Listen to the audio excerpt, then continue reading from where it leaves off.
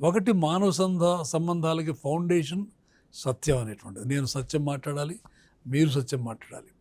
కానీ భావాలలో విభేదాలు వచ్చినప్పుడు ఎట్లా మనం ఒకళ్ళనొకళ్ళు అర్థం చేసుకోవాలి, మన రిలేషన్స్ ఎట్లా ఉండాలి, దీని మీద గాంధీ గారు ఏమంటారంటే the golden rule of conduct is mutual toleration. నీ భావాలు వేరు, నా భావాలు వేరు. ఎందుకు అనంటే నేను జీవితంలో నా జర్నీలో ఇట్లా వచ్చాను కాబట్టి నా భావాలు ఇట్లా ఉన్నాయి.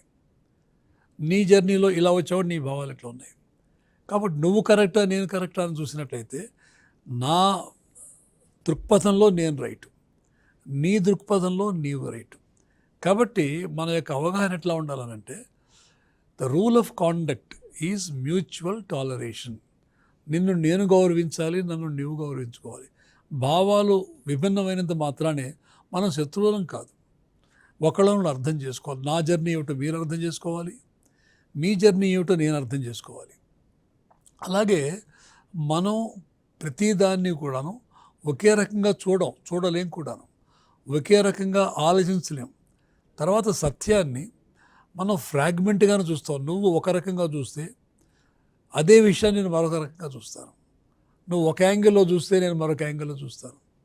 కాబట్టి ప్రతి వాళ్ళకి కూడా అవగాహన అనేటువంటిది భిన్నంగా ఉంటుంది. నీ అవగాహన వేరు, నా అవగాహన వేరు. కాబట్టి కాన్ఫిడెన్స్ అనేటువంటిది మన యొక్క భావాలకి, మన యొక్క బిలీఫ్స్కి ఎట్లా ఉంటుందనంటే అందరికీ ఒకే రకమైనటువంటి భావజాలం ఉండదు.